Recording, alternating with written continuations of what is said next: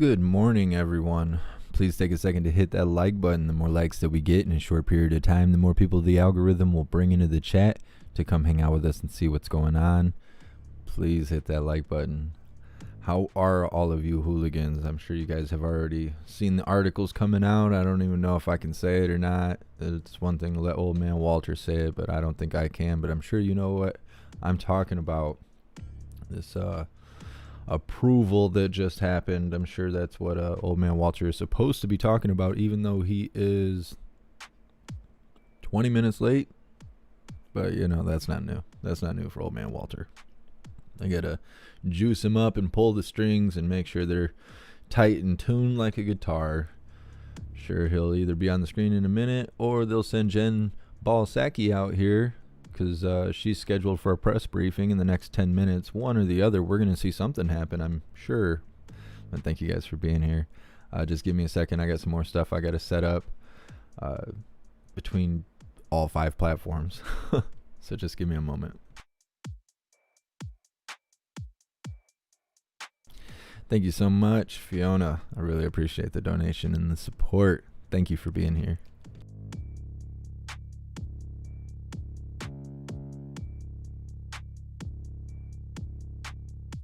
I agree, Papa.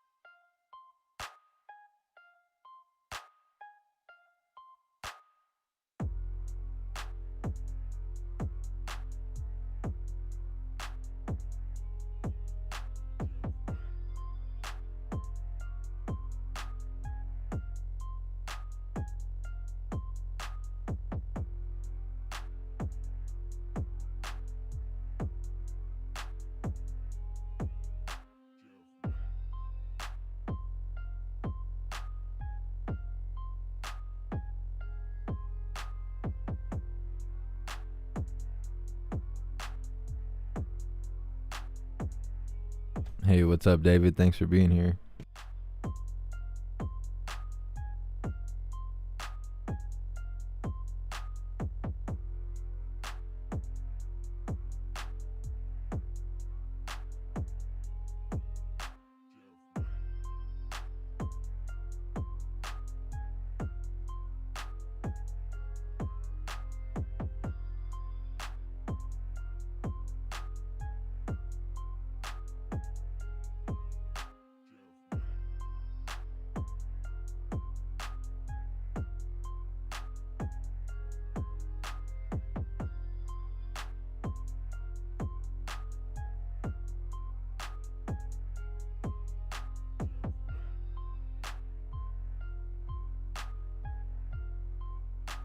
All right. Well, let's see if they put someone on the stage here in 6 minutes. The press briefing is supposed to happen, and that may happen. This will be the second time we've gone to cover a old man Walter speech, and he just did not show up. So I wouldn't be exactly surprised, but we're gonna see something here in a few minutes.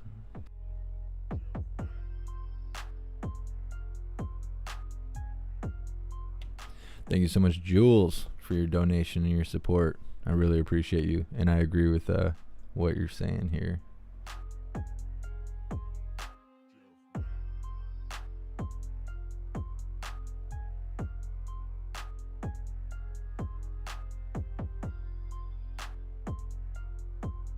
What's up, Jody? Thanks for being here.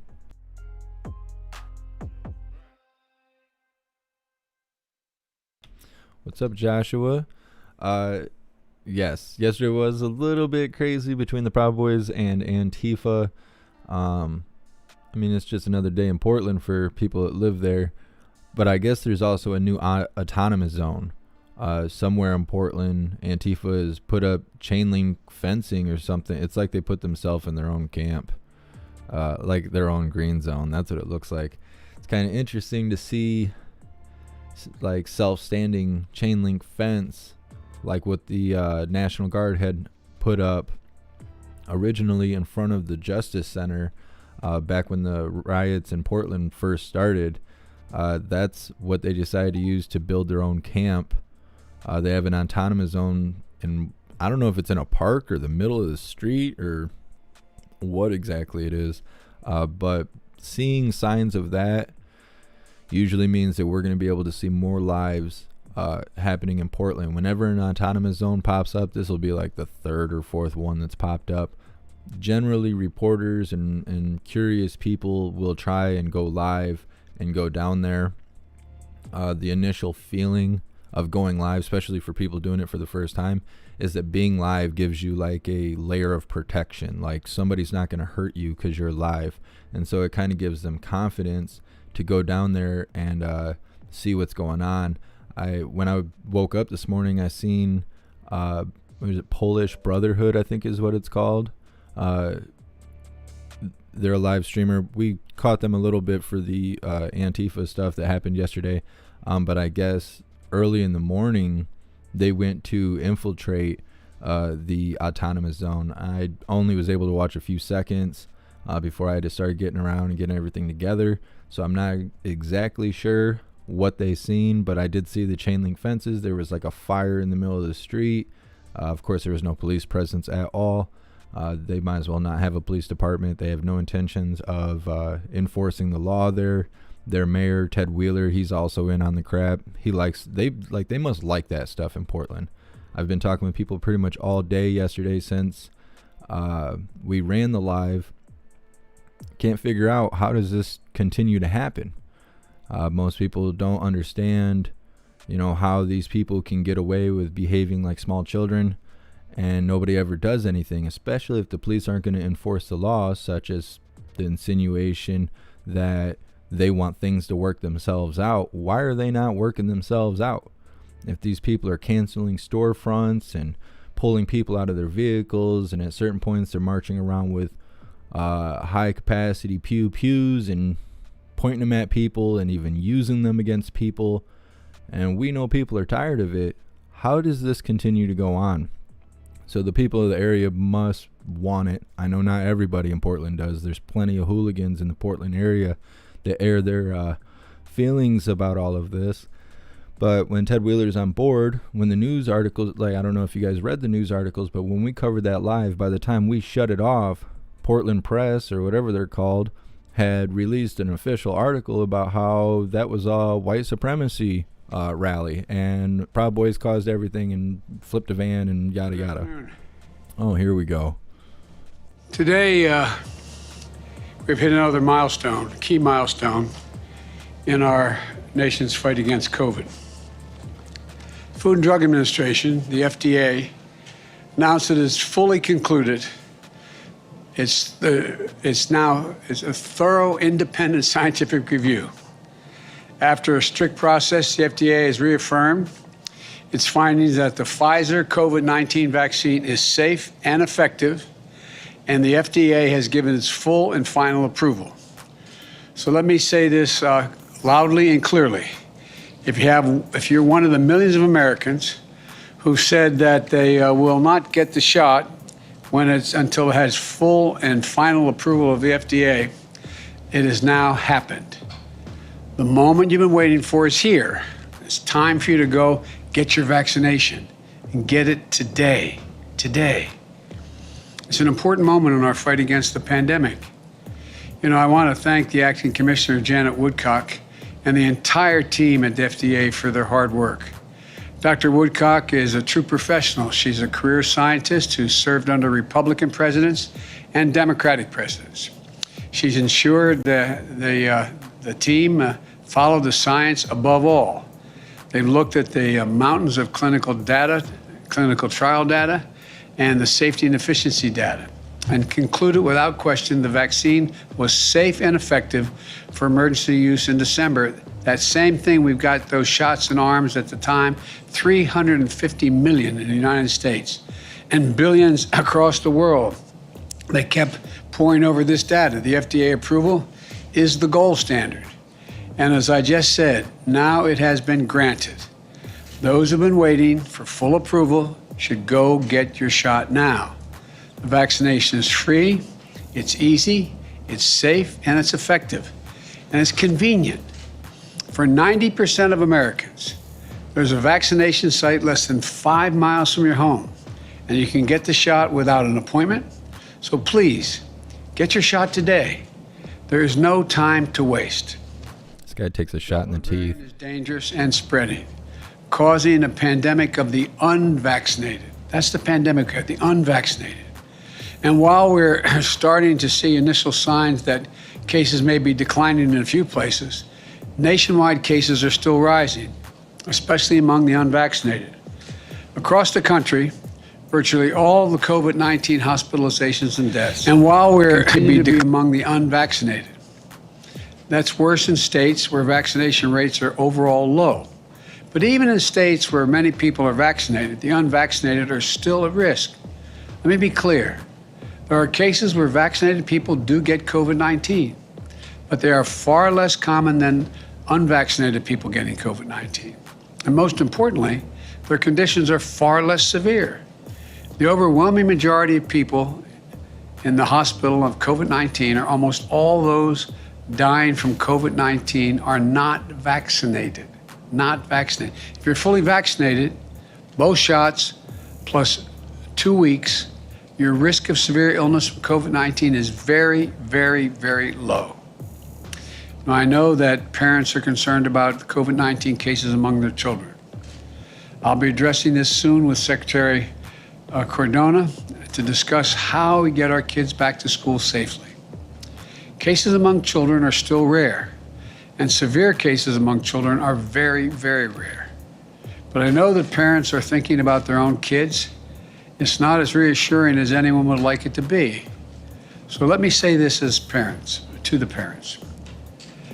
As you have the tools. You have the tools to keep your child safer, and two 2A tools above all are available to you. One, make sure that everyone around your child who can be vaccinated is vaccinated. Parents, adults, teens. Two, make sure your child is masked when they leave home. That's how we can best keep our kids safe. As I've said before, the pandemic of the unvaccinated is a tragedy that is preventable. People are dying and will die who don't have to. So please, please, if you haven't gotten your vaccination, if you haven't gotten vaccinated, do it now. It could save your life and the lives of those you love. Now, the good news is that people are getting vaccinated. For the past several weeks, my administration has imposed new vaccine requirements on federal workers, the armed forces, people who work in federal medical facilities, and nursing home workers. Governors, mayors, and private sector leaders have done the same. We've also encouraged new incentives. For example, in some states, you get $100 if you get vaccinated. These new requirements and incentives are accelerating vaccinations once again, giving us the hope that we can put this Delta variant behind us in the weeks ahead. There are 3 facts everyone should know about where we are in this fight against this pandemic. First, even as the Delta variant has ravaged the unvaccinated, the deaths have climbed. The death rate is still 70% lower than it was last winter. Why? because we did such a good job vaccinating those most at risk, senior citizens. America has about 54 million senior citizens. About 50 million have gotten at least one shot. That's almost 92%. Shot in the bum bum. Secondly, overall weekly new vaccinations are up more than 56% from where they were a month ago. Last week, we saw a record of vaccinations, more than 1 million shots a day for three straight days. This is the first time this has happened since June. 6 million shots in the last 7 days, the highest 7-day total in over a month and a half. Remember when we were trying to get 70% of the people over 18 at least one shot? Well, we've not only gotten that done, we've gotten 71% of everyone aged 12 and older their first shot. That's over 200 million Americans. And over 170 million are now fully vaccinated. Then you move the teleprompter closer. He's struggling. States that have been lagging are seeing their vaccination rates grow faster. In fact, in Alabama, Arkansas, Louisiana, and Mississippi, more people got new vaccinations in the past month than in the prior 2 months combined. The progress we're making on vaccinations now is going to produce results in the weeks ahead. The sooner you get fully vaccinated, the sooner you'll be protected. According to the experts from the Yale School of Public Health, the pace of our vaccination effort has saved over 100,000 lives and have prevented more than 450,000 hospitalizations. This is critical progress, where we need to move faster. As I mentioned before, I've imposed vaccination requirements that will reach millions of Americans. Today, I'm calling on more companies, in the private sector to step up with vaccine requirements that'll reach millions more people. If you're a business leader, a nonprofit leader, a state or local leader who has been waiting for full FDA approval to require vaccinations, I call on you now to do that. Require it. Do what I did last month. Require your employees to get vaccinated or face strict requirements. And as I said last week, vaccination requirements have been around for decades. Students, healthcare professionals, our troops are typically required to receive vaccination to prevent everything from White House staff is not required. smallpox, measles, mumps, rubella. In fact, the reason most people in America don't worry about polio, smallpox, measles, mumps, and rubella today is because of vaccines. It only makes sense to require a vaccine to stop the spread of COVID-19. With today's FDA full approval, there's another good reason to get vaccinated. So, please get vaccinated now. If you go to vaccines.com, or text your zip code to 438829, 438829. You can find a number of vaccine sites near you, just minutes away, where you can get your shot without an appointment. All around the world, people want these vaccines. Here in America, they're free, convenient, and waiting for you. So please go today for yourself, for your loved ones, for your neighbors, for your country. I'll close with this. We're in the midst of a wartime effort to beat this pandemic. It's one of the biggest and most complicated challenges in our history. And it's based on an unparalleled vaccination program that is saving lives and beating this virus. It's a vaccination program that's getting us back to our loved ones and a way of life we were used to. It's happening, and it's going to keep happening. If you help, it helps our economy. It gets everything moving. It keeps us growing. Together, we've made significant progress in just 7 months. We just have to finish the job with science, facts, and confidence. Words. Together as the United States of America. So please get vaccinated today. God bless you all, and may God protect our troops. Thank you. Run, Walter, run. so good for you, they got to beg you to take it. They have to put out a hotline number and then give you financial incentive. Ooh, our government loves us. Did you know that? What a POS. So Jen Balsacki is already 9 minutes late to her speech. Rumble and Odyssey is such a pain to start a live. I don't think we're going to shut this down. I think we're going to just wait for Raggedy Ann to get on the screen. I'm going to make sure that we're on the right video stream to get that up there, so just give me a second. I'm also going to give shout outs. I just didn't want to talk over old man Walter because I wanted to hear the lies falling out of his mouth as fast as he could stammer. So just give me a second. I will make sure to get them shout outs to all you guys because you guys are super awesome. So let me get this set up.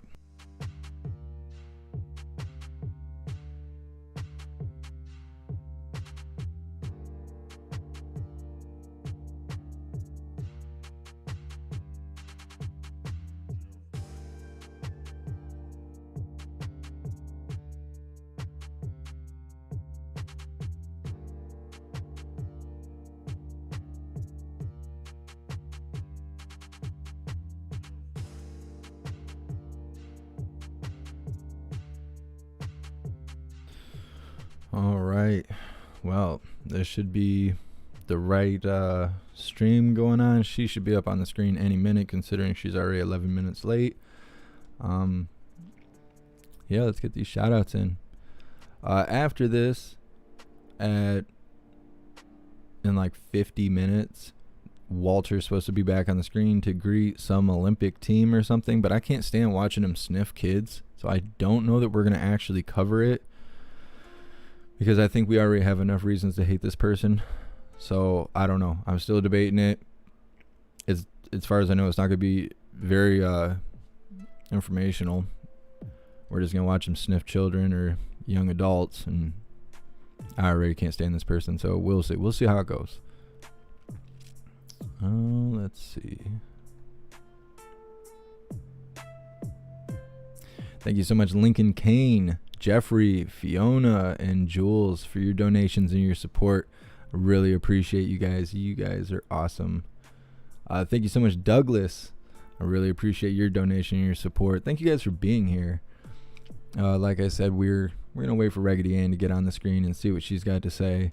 I can't imagine the follow-up after that announcement right there. God, he sounds like an idiot. What an idiot. It's like, hey, we force this company here that we have power over to approve something to try and get you guys to do what we're telling you to do. Obviously, nobody's falling for it. I don't know. It's like I have to check the other chats, but here on YouTube, I didn't see anybody who was falling for that nonsense. Let's see what the other chats were thinking about it. I can't remember who asked me, but yes, we do know what's going on in Portland. We covered Portland live yesterday for their little scuffle between Proud Boys and Antifa. I do know that there is an autonomous zone. I will see if we can get any footage of that today, captured live.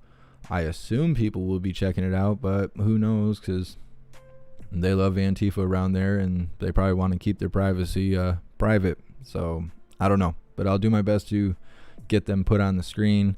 They tried to target me yesterday on Twitter. There was a few of them trying to drop nasty comments on my YouTube yesterday, but they obviously, for a bunch of 20-year-old idiots, they don't realize how the internet works, and none of that stuff actually lands on my page because it gets flagged by YouTube. So we'll see how that goes. Last thing that they want is for me to visit Portland. I promise that.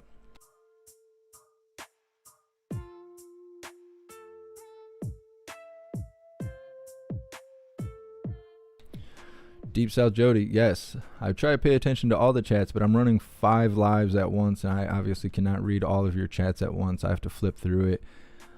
So I do my best. The hard thing with Twitch is all your names are colored, like they're brightly colored with block lettering, so it's very difficult for me to read your names and stuff like that, but I do my best to try and read all the chats. Not sure what's going on with Odyssey. There's only one viewer on Odyssey. It's probably me. I'm probably the only viewer on Odyssey.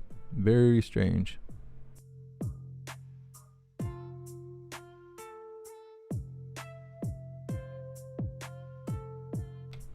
PMT, yeah. It all goes hand in hand. Anytime there's a move from the government, all of a sudden Antifa shows up. It's strange like that. Coincidental.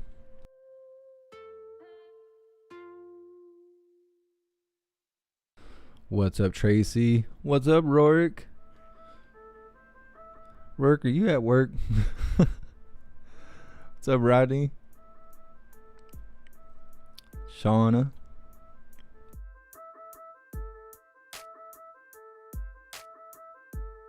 What's up, Volkfire?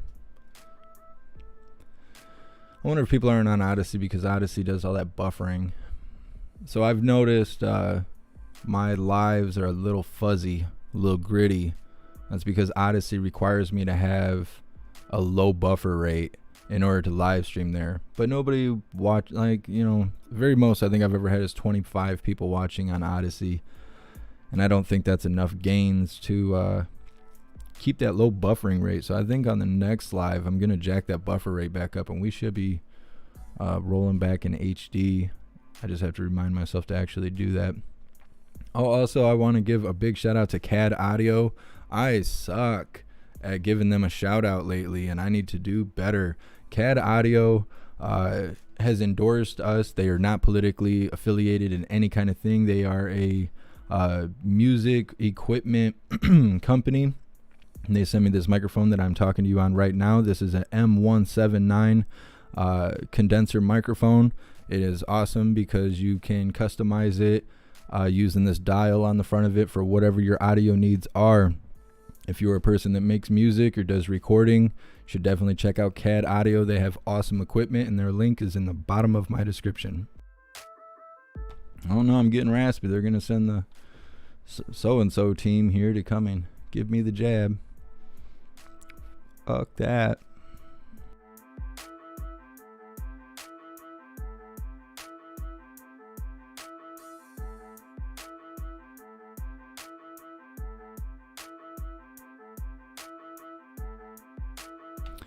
Deep South says they must not have any microwaves set up to cook their Hot Pockets.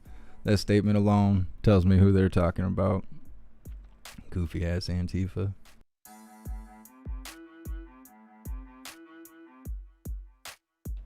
PMT. Rumble is buffering. It's probably because that low buffer rate that I have set up, or whatever it's called. We'll see if we can get that fixed. I didn't realize until yesterday when I was going back and watching the Antifa footage, and I realized how grainy everything looked.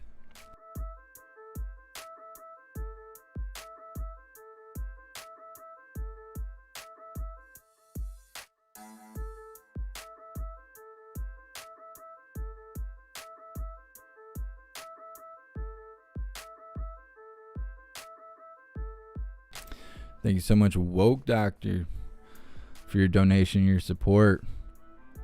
And Carrie Mullis, pretty sure that's the person that invented the PCR test. I mean, I could be wrong, but I'm pretty sure that's who that is. If anybody doesn't know about that, you should probably look into it, especially if you don't have the greatest of arguments against the jab or the existence of the whole reason our life's upside down right now for the last 2 years. Definitely read into it. This person was the creator of this test. This test is being used for multiple things. Pretty sure he went against Flip Flop Fauci, and then he got Clintoned. Pretty sure that's the summary of what happened. But definitely go read on it.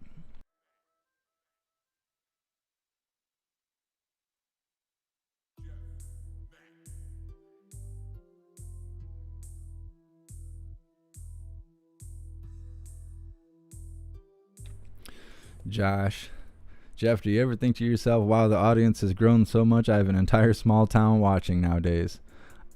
Yes, and I appreciate all of you for watching.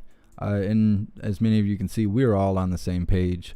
A lot of that is due to the Discord. If you're not a part of the Discord, you definitely need to join the Discord. Great conversation going on 24 hours a day, because there's people from all over the world in the Discord. Constantly conversing about different subjects going on. Usually it's what's the most current We have tons of information pouring in, from articles to screenshots to videos to statements. Like during I don't know how to say it without getting my YouTube banned. Before they decided who was going to be sitting in the White House for the next 4 years, we had people from those court cases coming into the Discord and providing their affidavits. There's attorneys and stuff that directly email me and provide information into the Discord. There's a little bit of everybody in the Discord. It is definitely worthwhile. And if you're not interested in participating in any of the general chats or anything like that, please join the Discord, because you will be able to receive a notification for when and where we go live every single time we go live. It is not reliable to just sit here and hope that these platforms send out a notification for when we go live. Every single time I go live, somebody comments under the video when we are not live anymore, or we ain't been live in 5-6 hours, and they go, oh dang, I showed up and it's already over, but I just got the notification. Darn it. Everybody's like, why do you say the same thing every time you're live? This is why. Please join the Discord. It will make all of this run smoother. You will be a part of a community that feels the same way you do. You don't have to sit on Facebook and wait for them to fact check you, censor you, your family members to call you a conspiracy theorist or the next Alex Jones. Nah. You come hang out with us hooligans in the Discord. It is worthwhile.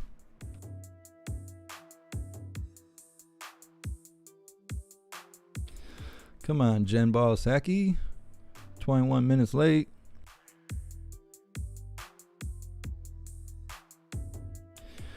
Yeah, Josh, the Discord does not have an algorithm. I think the most governing I can do, automated wise, is I think I can slow the chat down, but I don't even do that. If people are having enough conversation to where it says several people are typing, it's something to be proud of. I don't slow the chat down on Discord. The conversation is just rolling at the speed that it needs to be rolling at. It's neat though, because we can discover something that's new, and then we'll all kind of disappear, and then like 20-30 people will show up and provide all their findings from their research for the new subject that we had just discovered. It's powerful. It's definitely powerful. It's a good community to be a part of.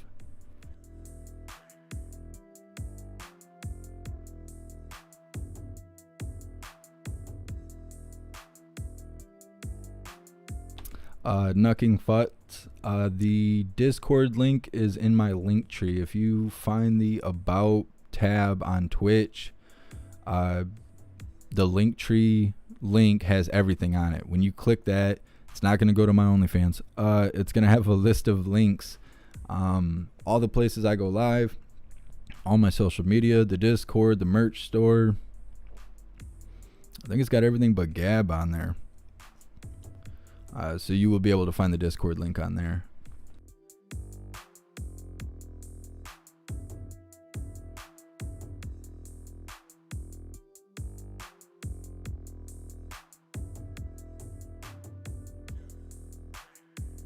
I have no idea what's going on with Odyssey. They might be going through updates. It's telling me nobody's on it, and I'm on it, so I don't know what's going on with that.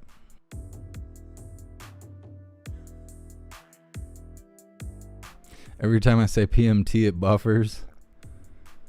I don't know. I think Rumble's going to end up going left here.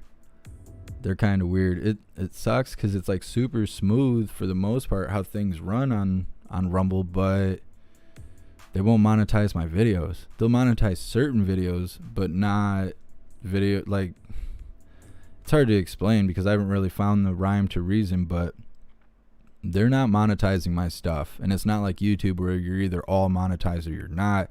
Every video is a case-by-case basis. I've contacted customer service 3 or 4 times now. They will not write me back. I don't know what their deal is. I don't know. Rumble better straighten up.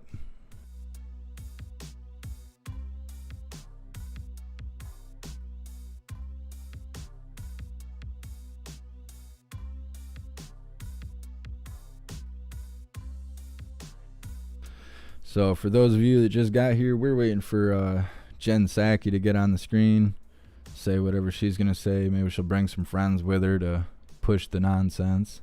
We'll see how it goes.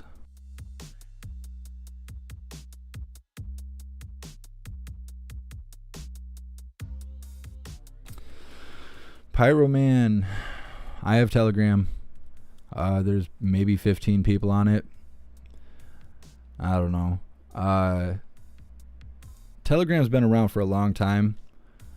The first time I had heard about Telegram was when Twitter first came out. People were using Telegram to create groups of Twitter accounts and trying basically trick the algorithm of Twitter to boost their pages.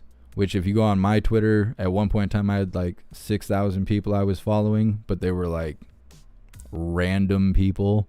That's because of that kind of stupid stuff that everybody was getting into when Twitter first came out. But then I ended up finding out that Telegram was heavily used for human trafficking and child predator groups.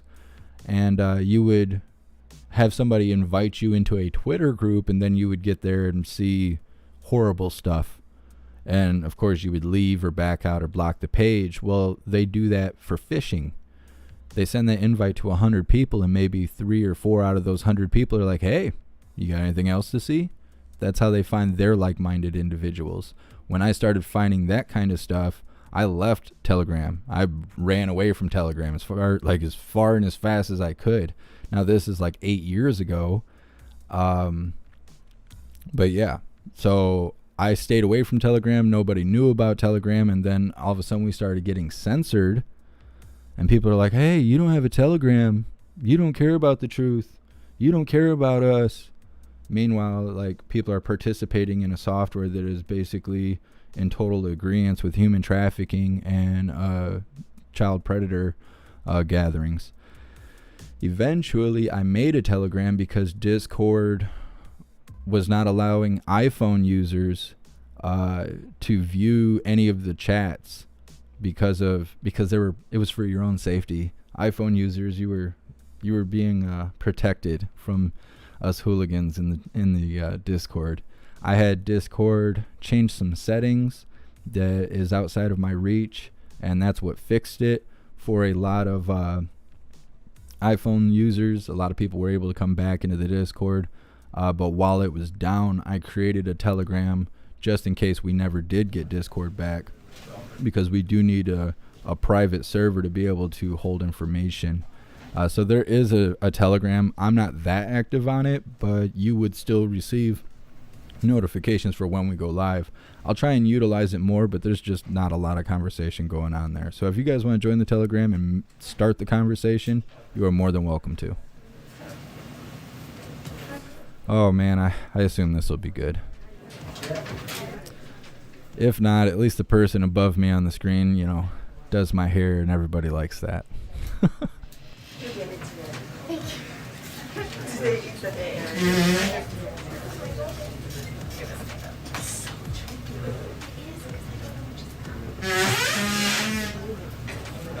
Hey, thank you, Nina. I appreciate you being here, and God bless you.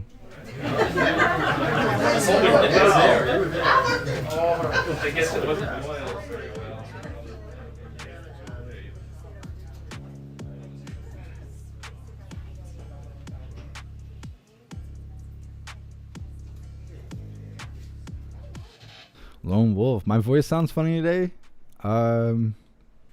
Maybe it's because I just woke up not that long ago. It could be. Maybe it's because I'm on my first cup of coffee. I'm normally on my 10th cup of coffee by the time you see me on the screen. Okay. I'm going to grab one real quick. We are pleased to have a return guest, our National Security Advisor, Jake Sullivan, who will give some brief opening remarks and then take some of your questions. So with that, I'll turn it over to Jake.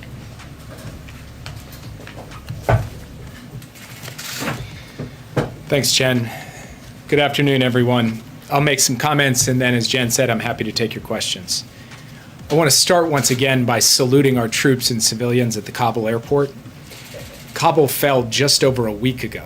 Within 48 hours, they had secured the airfield. They had safely and effectively drawn down our embassy compound and retrograded our embassy personnel. They have now facilitated the evacuation of more than 37,000 people out of the country since August 14th. American citizens, third country nationals, our Afghan allies, and Afghans at risk of persecution or worse. In the last 24 hours alone, 28 U.S. military flights have evacuated approximately 10,400 people from Kabul. In addition, 61 coalition aircraft have evacuated approximately 5,900 additional people. That is more than 16,000 people in 24 hours, and the flights are continuing hour by hour as we speak. We have established a network of transit centers in multiple countries in the Gulf and Europe, where we are getting U.S. citizens on flights home, and we are running biometric and biographic background checks on Afghan evacuees before bringing them to the United States or having them relocated to a third country.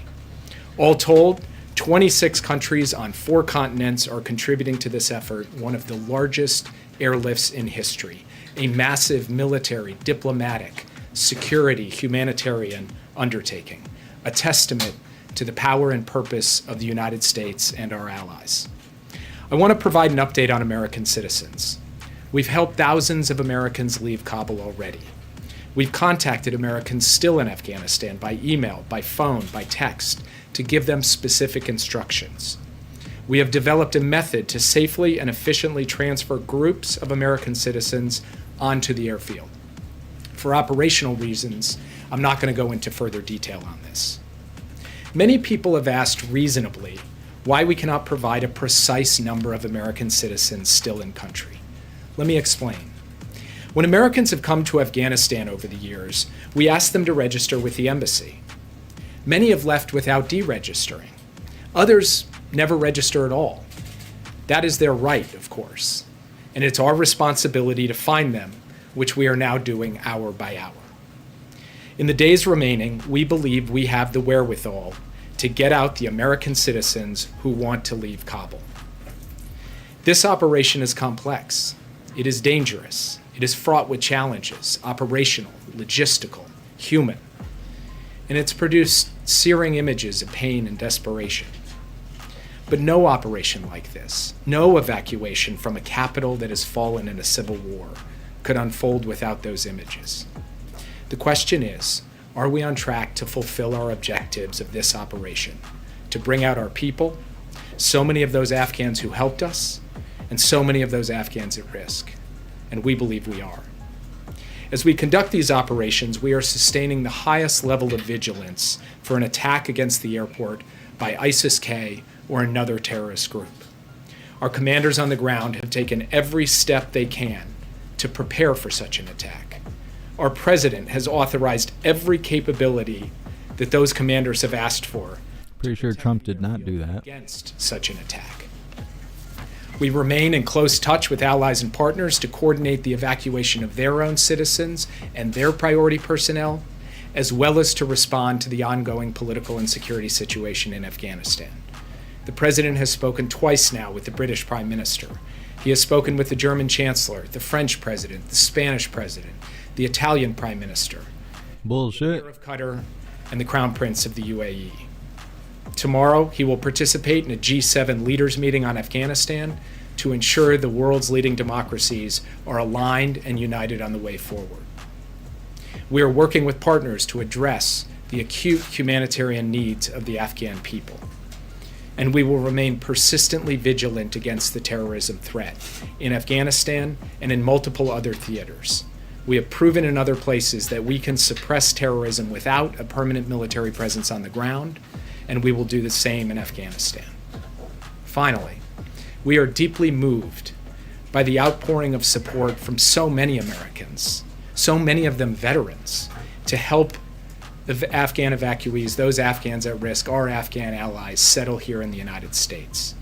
This is the best of the American spirit, and we look forward to working with them in the days, weeks, and months ahead. And with that, I would be happy to take your questions. Thanks, Jake. A Taliban spokesman has said that it would be a red line for the U.S. to keep troops in Afghanistan past the milestone August 31st deadline. Are you engaged in talks with the Taliban over extending that deadline, and how are those talks going? We are in talks with the Taliban on a daily basis through both political and security channels. I'm not going to get into the details of those discussions here to protect those discussions, which are covering a wide range of issues. We are also consulting closely with our allies and partners on the issue of the evacuation and its progress. In fact, the President just got off the phone with the British Prime Minister a short time ago. We are taking this day by day. We believe we are making enormous progress. And taking a step back, a week ago, I don't think almost anyone in this briefing room would have thought we'd be standing here today with 37,000 people already evacuated from the country. We believe we're making progress. We're going to keep making progress, and the President will ultimately make his decision about the precise shape and scope of the operation. And has the President decided whether he is going to need more time beyond August 31st to get all U.S. personnel and Afghan people out of the country? As I said, the President believes we are making substantial progress. Dozens of flights, thousands, now tens of thousands of people evacuated from the country. We believe today will be an efficient and effective day, and tomorrow and the next day as well. And as I said, he is taking this day by day and will make his determinations as we go. Yes. Just to follow up, does the administration think that they need Taliban agreement to extend beyond August 31st?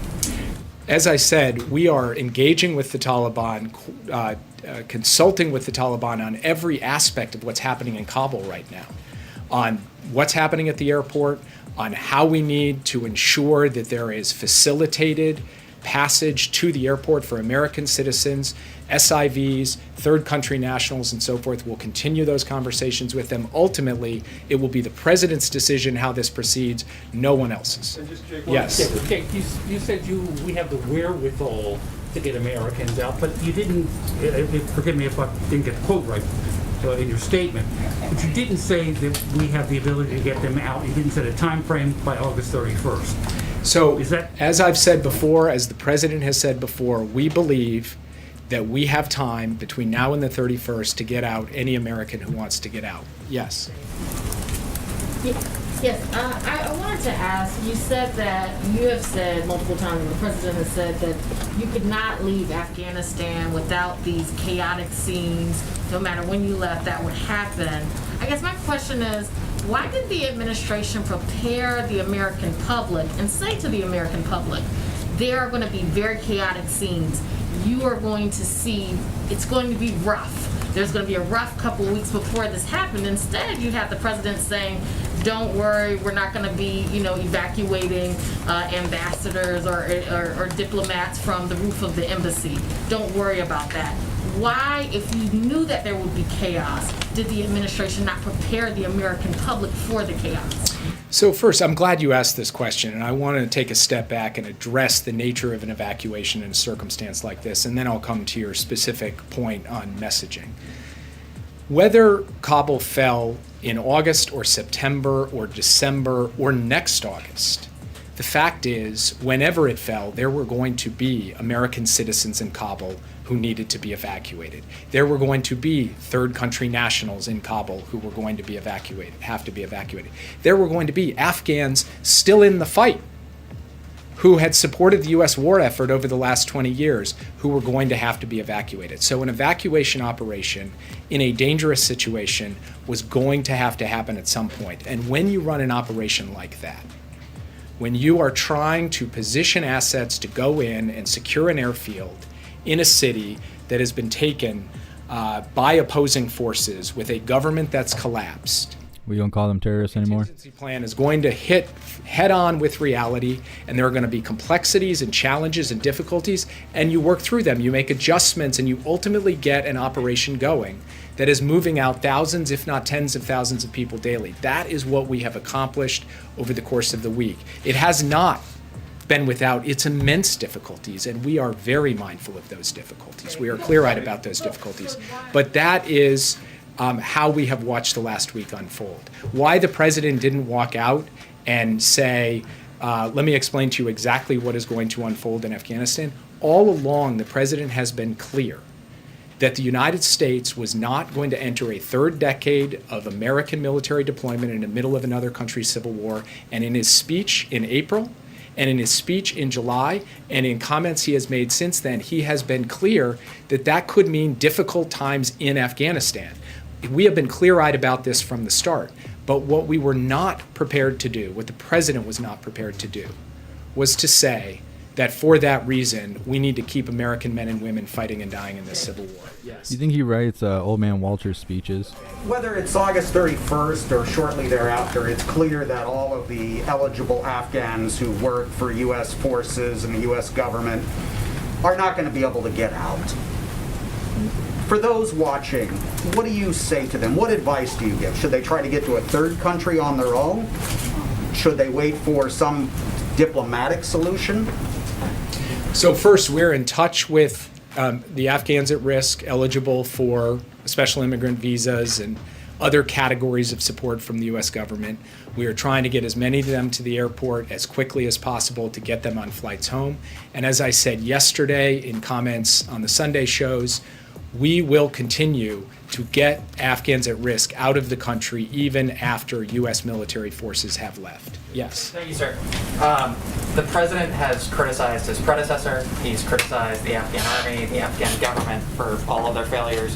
One group that he hasn't seemed to criticize at length, though, is the Taliban. Why is that? And then also, why does the president continue to say that the Taliban is facing an existential question about how they'll be viewed on the world stage? I mean, they're going door to door, going after the families of these translators. Don't they already know who they are? So first, the president has been very clear about his views of the Taliban. You've asked him repeatedly, do you trust these guys? And he's told you repeatedly, no, I do not. Of course he does not. Of course none of us do, because we've seen the horrific images from the last time we were in power, because we've seen the way that they've conducted this war, because we've seen the fact that they have been responsible for the deaths of American men and women through 2 decades of war, a war that the president was not prepared to continue for a 3rd decade. So we have no illusions about the Taliban. And from our perspective, what we need to do right now is focus on our task at hand. And our task is to get thousands and thousands of people out of the country as safely and efficiently as possible. That is what we are doing and what we believe that we can achieve. Hydrodynamic, you're hilarious. The president said that we got rid of Al-Qaeda in Afghanistan. Sunday, the Secretary of State said there is Al-Qaeda in Afghanistan. So are you presenting the president with the full picture, or is he just misapplying the intelligence when he makes these public statements? The president was referring to Al-Qaeda's capability to attack the United States, which the intelligence community tells us today is not present in Afghanistan. Today, it is not present in Afghanistan. What is present in Afghanistan right now to our forces at the airport is a serious threat from ISIS-K, which we're trying to deal with. And of course, there's the possibility that Al-Qaeda could reconstitute an external plotting capability in Afghanistan. That's why you've heard from the president repeatedly about the need for an over-the-horizon capability that will allow the United States, working with partners, to continue to suppress the terrorism threat in Afghanistan from Al-Qaeda or ISIS-K or anyone else, just as we work to suppress the terrorism threat from Al-Qaeda and ISIS in Yemen, in Syria, in Somalia, in the Islamic Maghreb. Nobody believes this guy. Let me just finish by saying the president has been clear that from his perspective, American counterterrorism capabilities have evolved to the point where we can suppress that terrorism threat without keeping thousands or tens of thousands of troops on the ground in a country. We have proven that out in other countries, and that is exactly what we intend to do in Afghanistan. And the president has spoken about the terrorism issue in Afghanistan repeatedly on multiple occasions. Yes. Does the administration regret not moving quicker to evacuate more Afghan civilians who work in the United States? So again, I'm very glad you asked that question. So this refers to the Special Immigrant Visa Program. The Special Immigrant Visa Program has been around for a significant number of years, and it was never designed as conceived by Congress for a mass evacuation circumstance. Your individual applicant for a special immigrant visa typically took, under the law, the way that it was applied by the various agencies of the U.S. government through multiple administrations, 18 to 24 months per person to get through the various vetting and other requirements to get their visa, sometimes longer, sometimes multiple years. When we took office in January, The Trump administration had not processed a single special immigrant visa since March of 2020, in nearly a year. So what we did when we came in was move as rapidly as possible to process as many applications as possible, as fast as possible, trimming months and months and months off of that process, working with Congress to get them to actually change the law over the summer to relax the requirements so we could move people forward. Even then, we put in place an evacuation operation using charter aircraft starting in July to begin moving SIVs and their families out.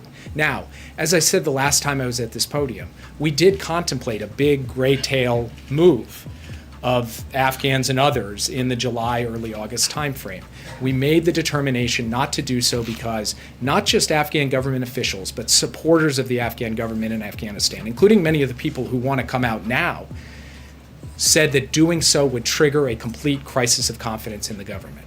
As it turns out, not doing that evacuation didn't exactly save the Afghan government. We acknowledge that, but that was a considered judgment at the time. Once we faced a circumstance in which we needed to move rapidly to secure the airfield to help get those folks out, that's precisely what we did, and that is precisely what we are doing now. Thanks, Jake. Does the president intend to fire, reassign, or ask for the resignation of any White House personnel or administration officials who've handled the situation in Afghanistan? I have not heard him say so. It's, of course, your job to ask those kinds of questions. It's my job just to keep doing what we're doing, which is every day try to get as many people out as possible. Yes. What if the U.S. can't get Americans and Afghan allies out of the country by August 31st? What happens then if the Taliban says they are not willing to extend? Is the U.S. going to abide by their red lines? So I'm not going to take this on as a hypothetical question. What I'm going to say is what I said at the outset, which is we're in touch with the Taliban daily. We're in touch with our allies and partners. We're reviewing our progress in this particular operation, which we feel has been substantial over the past few days, and the president will make his own determinations. Yes. Thanks, Jake. Can you say approximately number or percentage-wise the number of evacuees that are American citizens thus far? And then secondly, I know you don't want to get deep into operational details, but the president's made clear that the area around the airport, there's been an expansion in the safe zone. Does that mean American troops are operating outside the perimeter of the airport now? American troops are not operating outside the perimeter of the airport. What has happened is through these military channels of communication with the Taliban, they have extended the perimeter from the point of view of their checkpoints to allow Americans through, to allow third country nationals through, to allow SIV holders through. That is what is happening now, not right at the gate, but rather a substantial distance away from the gate. And I'm not going to get into the precise details of those distances, but that is what he was referring to with respect to the extension of the perimeter.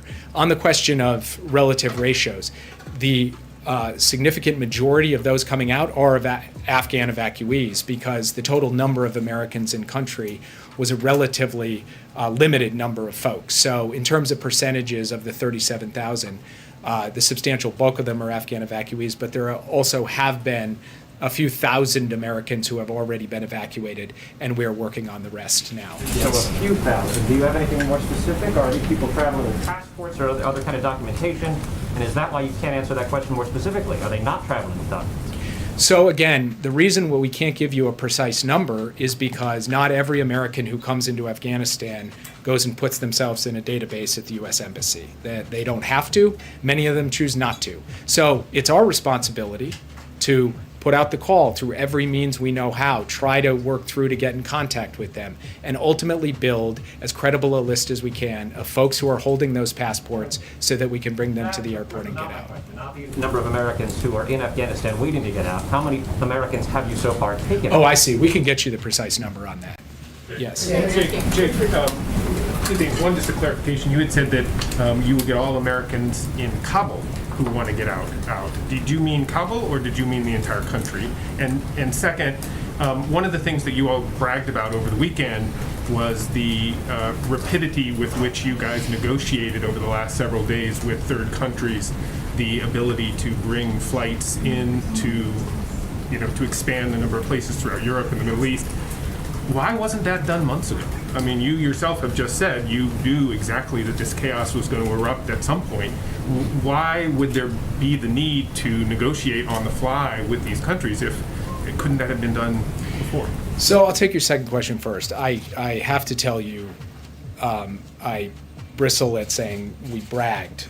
Okay, I haven't bragged about anything. I'm trying to give you the straight dope from here, the good and the bad, and that means a lot to me. He just said the straight dope. Secondly, it is certainly the case that we've had to add countries and try to add capacity in places.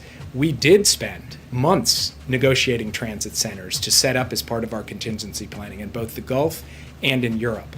As it turns out, we have been able to produce a throughput that exceeded even our optimistic expectations in terms of the number of folks who could get out. He's on that Parmesan. The fact is, we are actually overperforming in terms of the evacuation numbers, and therefore we need a higher ceiling in terms of the number of beds and other facilities at transit centers. So we're simply adding capacity. But you can't go from a standing start. You can't go from 0 to yes in 24 hours. This is something that we have prepared, prepositioned, engaged with allies and partners on over the course of time, so that when we pick up the phone and call, they don't say, what are you talking about? They know what we're talking about. They know that the ask has gone from a 5,000 cap to a 10,000 cap. They adjust accordingly, and that reflects the work of painstaking diplomacy over the course of many months. Yes. The first question about Afghanistan versus just Kabul. Oh, I see. Yes, we are trying to get Americans out wherever they may be in Afghanistan. Yes. SIVs. How many SIVs are being brought to the United States? Is there a goal for how many you intend to bring to the United States? What's their long-term plan? And outside of adding a priority 2 designation, what else is this administration doing to expedite the process of getting SIVs out of Afghanistan? We're not putting a precise number on it. The program doesn't put a precise number on it. There isn't some cap on the number of SIVs or some target.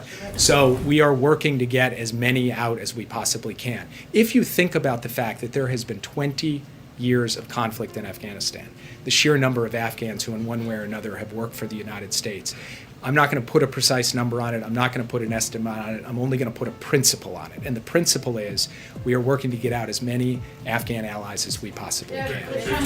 Prime Minister Johnson has said that he will ask President Biden to extend that August 31st deadline. Did he make that ask in the call? And what will President Biden tell Prime Minister Johnson if and when he does make that, either today or at the G7 meeting tomorrow? I'm not going to speak for Prime Minister Johnson or read out the precise details of the call. All I'm going to say is that the President continues to consult with the Prime Minister and our other allies on how this evacuation should proceed from here, and he'll ultimately make the determination. You have no message to what he'll say when Prime Minister Johnson does ask? Because that is the reporting right now, that the PM is going to ask the President to do this.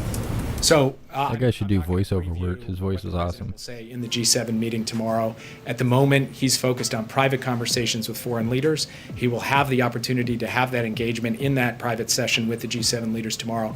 And I'm not from the podium going to read out what are sensitive conversations among leaders between the United States and our allies. Jake, I want to get into the weeds a little bit more on how this administration is determining who is still left, what Americans are still left in, and which ones are not. Because as you said, there's some people who did not deregister with the embassy. How is the administration trying to determine who is there and who's not? Sure.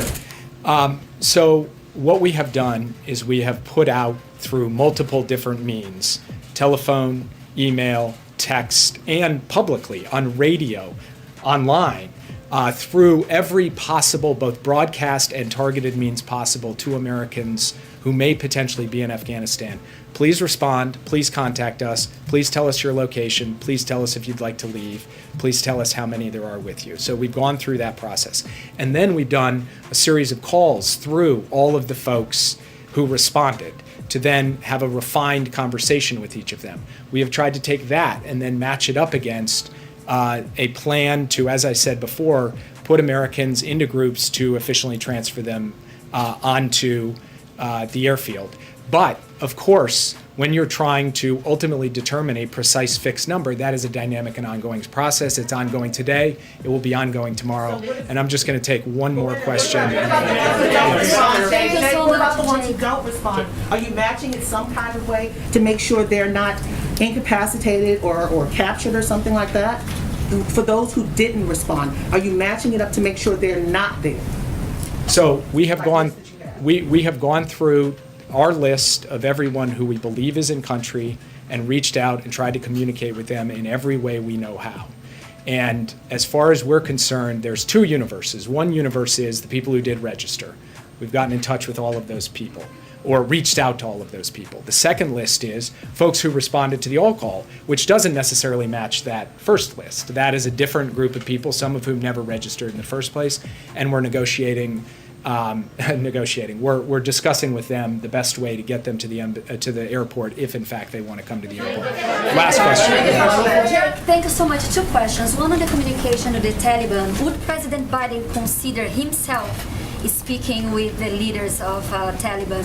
And the second question, President Biden seems to be keeping the America First policy on Afghanistan. How can you say that America is back on the global stage after seeing the scenes in Afghanistan? And how do you think the world is looking at the United States right now? So on the second question, you look at the scenes at the Kabul airport, and what I see is the United States securing an airfield at the risk of several thousand American troops to facilitate not just the evacuation of Americans, but to facilitate the evacuation of third country nationals from friends and foes alike, and to facilitate the evacuation of tens and thousands of people who, for humanitarian reasons, want to leave Afghanistan. This is an enormous logistical, diplomatic, security, humanitarian undertaking. There is no other country in the world who could pull something like this off, bar none. So that's what I say to the second question. With respect to whether or not President Biden is likely to speak with the leadership of the Taliban, that is not in contemplation at this time. Thank you. Thanks, everybody. Thanks, everyone. Thanks for coming. Thank you, Jade. I'm down the Afghan journalist. Can I Goodness, that was a lot of lies. Do a topper on just another topic, and then we'll take plenty of questions, okay? Today, a group on another topic, a group of over 70 leading economists, led by former CEA Chair Austin Goolsbee, announced in an open letter their support for both pillars of the president's economic agenda, the bipartisan infrastructure deal, and the Build Back Better plan. Their letter reinforces the case we've been making to the American people that these historic investments are vital for the strength of our economy and the financial well-being of middle-class families, writing, quote, "These once-in-a-generation opportunities will create millions of jobs, lower costs for American families, and lead to significant economic growth. Both the bipartisan infrastructure deal and Build Back Better agenda could likely ease inflationary pressures." Just one other note for all of you. Vice President Harris is currently, as you know, in Singapore. Her next step will be Vietnam. This trip is an important for the Biden-Harris administration. It's about strengthening and deepening our partnerships with Singapore, Vietnam, and Southeast Asia, because these partnerships matter to the people, prosperity, and security of the United States. I'd also note that her meetings in Singapore today resulted in several substantive deliverables across a range of key issues and reaffirmed the strong U.S. commitment to Southeast Asia and the U.S.-Singapore strategic partnership. Following their bilateral meeting, they announced agreements on COVID-19 and preparing for the next pandemic, climate change, inclusive growth and innovation, and resilient supply chains. Obviously, her trip will continue. Amr, go ahead. What is your message to the moderate House Democrats who want to vote on the bipartisan infrastructure deal before they'll vote on the $3.5 trillion budget blueprint? And why not just do the bipartisan deal first? Well, I would first say that the president has every intention of signing each of these pieces of legislation into law. And what I want to be clear with you all about is he supports Speaker Pelosi's proposed path forward to get this process done. I'd also note, and you follow this all closely, but for those of you watching at home, this is a procedural vote, important one, but there are a number of different ways forward here. And this is a debate currently, and a healthy one, an important one, within the Democratic caucus on what different parts of the president's core agenda should be passed in what order. In some ways, that's a high-class problem to be debating. That's what they're discussing. And it's not one that should be unexpected, given there are disagreements about a range of issues, even within the Democratic caucus. That's democracy. But I would note that the president's view is not just 36 years in the Senate, but this isn't his first rodeo, not even his first rodeo this summer. He had one in June and July, and we're going to work closely with Speaker Pelosi. He's going to continue to talk to a range of members. I would note for all of you that the president had multiple calls with Speaker Pelosi in recent days, and also had a call with her leadership team and 15 committee chairs about how vital the bill Build Back Better agenda is, because it will lower prescription drug costs, reduce the cost of housing and education, strengthen care for veterans, take on climate change, help families afford child care and care for older Americans. So we will continue to be fully engaged, but we understand this is a healthy debate, and we're confident about the path forward. Have you been able to reach out to some of those moderate lawmakers who have raised concerns? We have been, from the White House and senior team, in touch with a range of officials and members across all political backgrounds in our caucus, so you can be confident in that. And on today's vaccine news, is there any expectation that this is going to move the ball and get people who have been resistant off the sideline? And how significant? Well, it's a really good question, Amr. I think we're going to have to wait and see. I mean, there have been polls several weeks ago, or the last ones I have seen, that have showed that of the percentage of people who are not yet vaccinated, about a third approximately, depending on the poll, would feel more confident if there was final approval by the FDA. We'll see. You saw the president speak to this today. You will see him speak to this more, and you will see senior members of our team speak to this more, because we want to seize this moment and take advantage of course, this FDA independent approval to reach out to Americans who were waiting for that moment to let them know. But I don't know that we have a prediction of how many. Hopefully it will have an impact on those who have expressed concern. Go ahead. Talk a little bit more about the G7 meeting tomorrow. Sure. Are you expecting any specific agreements to come out of it? This is really a forum, as you know, Steve, to continue the discussion that these leaders had just a few months ago when the president was on his first trip.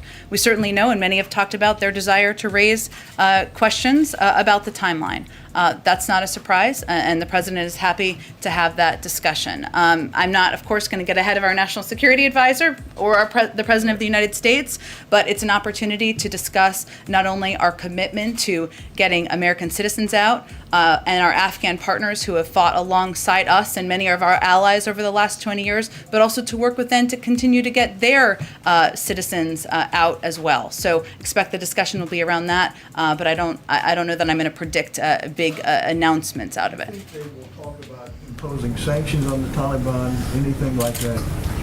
Look, I don't think I have more to preview. I think there's a range of topics that G7 members could certainly raise. I know this president lightly touched on this yesterday, but right now our focus day in and day out is on the operations and evacuating and relocating as many people out of the country as we possibly can. Go ahead. Back to what's going on the Hill. As you know, this isn't the president's first rodeo. Has he considered offering something to the moderates? Is there something that he's willing to put on the table that perhaps would assuage some of their concerns, knowing how legislation and horse trading works on Capitol Hill? He certainly is familiar with that, but he also is certainly familiar with the leadership of Speaker Pelosi and her ability to get things done. And I would also note that he has been a part of this town and watched healthy disagreements about a range of issues within his own party for many decades. That's a part of the process. But our focus right now is engaging with a range of members from a high-level staff level. We're going to continue to do that, and the president will certainly engage if it is constructive in moving the ball forward.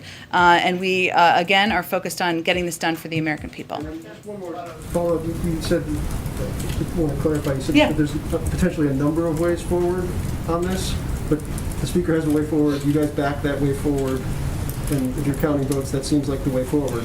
What are the other ways forward? Well, and I was clear, and I appreciate your question, that the president supports the speaker's proposed path forward. What I was trying to get at, and perhaps not articulately enough, is that this is a procedural vote to move the bill forward, and the president is committed to signing each into law, and he's confident in Speaker Pelosi's approach and process, and will stay closely aligned.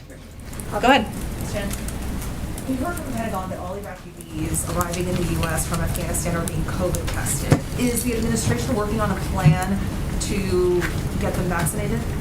So that is correct. They are being tested, and we are working through offering vaccines and what that process will look like. I hope to have more of an update on that for you in the next day or two.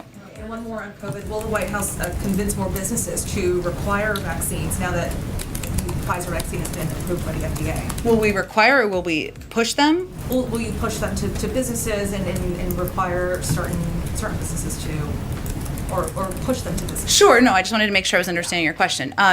We have already started doing that over the last several weeks, and I think you've seen the president speak to this. You've seen a number of senior officials be more forward-leaning, I should say, about the role the private sector can play in mandating vaccines or taking steps with their own workforces. That is always going to be decisions for them to make, but some may assess, and some private sector companies have spoken out about how final approval of the vaccine may help them take that additional step. So we are here, and we are here to be a resource as they have questions, but certainly we're hopeful this will help put in place additional measures around the country. Go ahead. Thank you, Jen. There are Taliban fighters right now carrying American weapons. They're wearing American fatigues, the full kit of gear.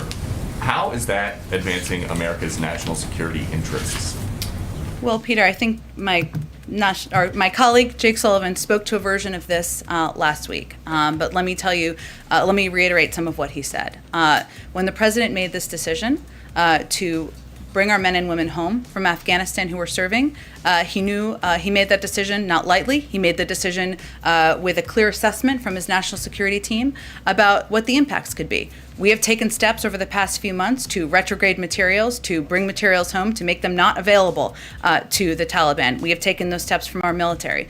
But our choices at hand, the president's choices at hand, were either to equip the Afghan National Security Forces with the materials and the equipment and the weapons they needed to fight, or not. He made the decision to equip them with the weapons to fight, and we will continue to take steps to retrograde our materials and equipment. But does the president have a sense that most of the criticism is not of leaving Afghanistan, it's the way that he has ordered it to happen by pulling the troops before getting these Americans who are now stranded?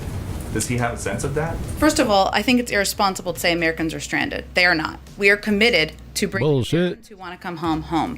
We are in touch with them via phone, via text, via email, via any way that we can possibly reach Americans to get them home if they want to return home. There are no Americans stranded is the White House's official position on what's happening in Afghanistan right now. I'm just calling you out for saying that we are stranding Americans in Afghanistan when we have been very clear that we are not leaving Americans who want to return home. We are going to bring them home, and I think that's important for the American public to hear and understand. Okay. Bitch, you lower your voice. Somebody asked Jake, the president likes to say America is back, but his policies have Americans getting beat up by the Taliban and Afghans handing babies over barbed wire fences. Is that what he meant when he said America is back?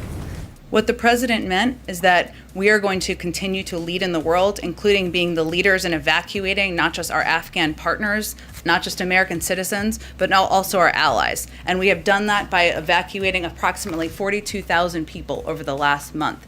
That is Americans leading. That is our men and women in our military leading on the ground, securing the airport after the Afghans fled and didn't secure the airport, and ensuring that we are taking care of our partners as we promised to.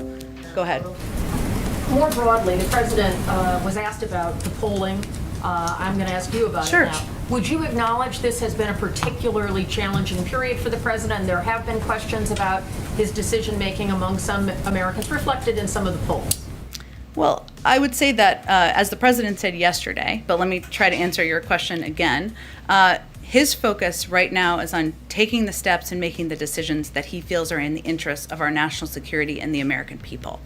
And that may mean that there are chaotic scenes. That may mean that there are people disapproving of his decisions. He understands that and accepts that. But he also believes, if you look at the work of his team, and I know this question was asked earlier, that the test of competence and of leadership is not about how you operate on your best day.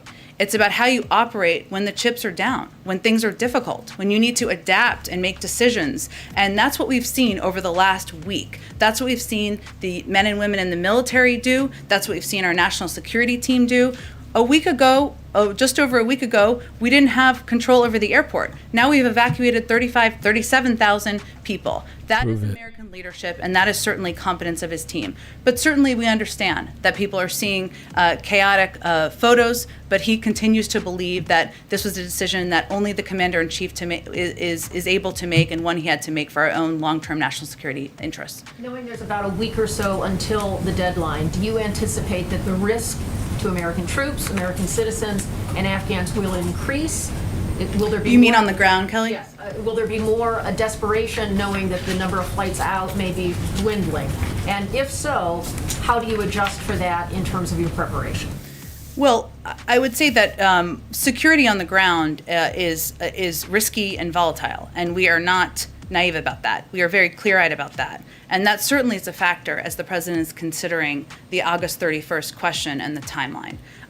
It is also a factor of the fact that we have expedited over the last 24 to 48 hours our flights and the number of people we've been able to evacuate. And his objective is continuing to focus each day, asking detailed questions about how many more people we can get out each day, because that is a real issue. And that's one of the reasons, and Jake talked about this a little bit earlier, that we continue to adjust and take operational steps as it relates to the perimeter of the airport and as it relates to how we're engaging with American citizens and our Afghan partners about how and when they should come to the airport as well. Go ahead. Thanks, Jen. Jake mentioned that he'd be able to get us a breakdown of the number of people who are being evacuated who are Americans and the number who are Afghans, but that's something that reporters have been asking for and not getting for several days. Do you have those numbers? And if not, when could we expect to see them? I certainly understand the question. I know that my colleague John Kirby said a few thousand Americans have been evacuated earlier today. As Jake noted, the vast majority have been Afghans, given this size of the population that we are moving out. And I'm happy to also follow up after the briefing and see what information we can achieve. Go ahead. One other thing that Jake Sullivan said in his opening remarks is that the president looks forward to working with veterans. The SIV applicants are integrated into American society. AMVETS and Vote Vets, a number of other groups, issued an open letter today urging a meeting with the president. In their letter, they said that if the Afghan allies are not safely evacuated, it would condemn veterans and survivors of the conflict to a lifetime of moral injury. One, does the president agree with that sentiment? And two, will the president meet with these veterans? Well, let me first say that we've been in regular contact with a wide range of veterans groups on Afghanistan and will continue to be. And we're in touch with the organizers of this letter to arrange a meeting with senior White House officials to discuss this letter. The VA is also working with VSOs and outside advocates on how to assist SIV applicants, which I know is of primary concern to a number of these groups, as it is to us. And the president, as you know, has the utmost respect for people who have served, as being a father himself of someone who had served. And he knows how determined veterans of our military conflict in Afghanistan are to make sure that the Afghan allies who risk their lives to help our troops are evacuated to safety. I would also note that one of the things the president has noted to many of us over the past couple of days is that as he thought about making this decision, one of the moments or several moments that has stuck with him is that many of you who covered him as vice president know this, but he spent every Christmas day at Walter Reed sitting with Gold Star families and sitting with men and women who had been injured in Afghanistan. Those are veterans too. Those families are families of veterans. Some of those families lost people, and he was not going to send another generation to fight a war that the Afghans were not willing to fight themselves. But I will tell you, we have been in touch. We will continue to be in touch, and I can assure you that the president will look for opportunities to discuss and engage with veterans groups soon. If I can ask you a question about the FDA's action today. Sure. It brings to mind a question that you've been asked several times in this room, and that is, why hasn't the president nominated an FDA commissioner?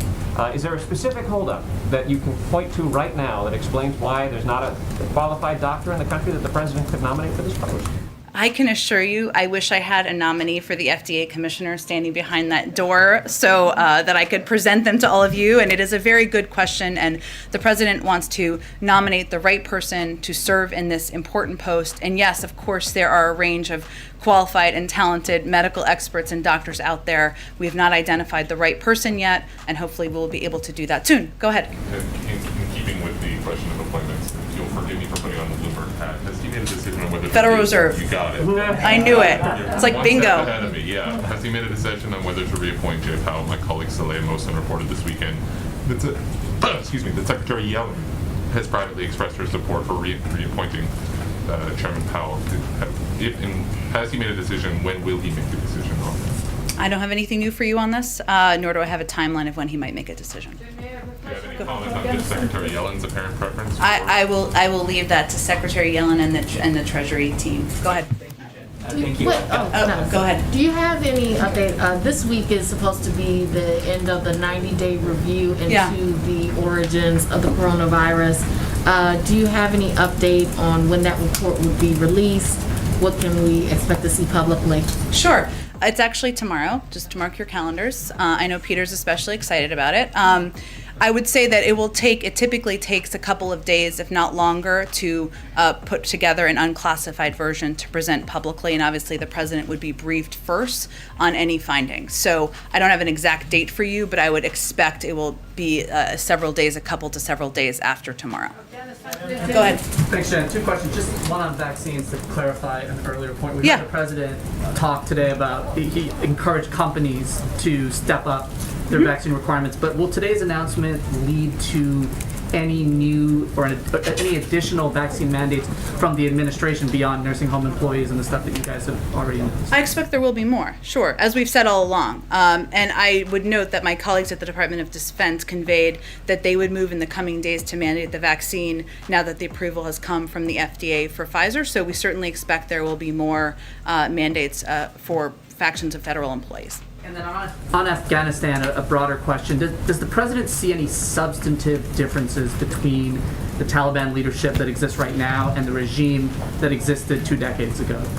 I don't think we're in a position to make any assessment on that front at this point in time. I would just reiterate, this is not about trust. This is not about providing validity for anyone. Our focus right now is on working to get American citizens, our Afghan partners, working with our allies to get them out of the country. Part of that has been a discussion and ongoing discussions with the Taliban about individuals moving safely to the airport. That's what the focus of our engagement with them has been at this point. Go ahead.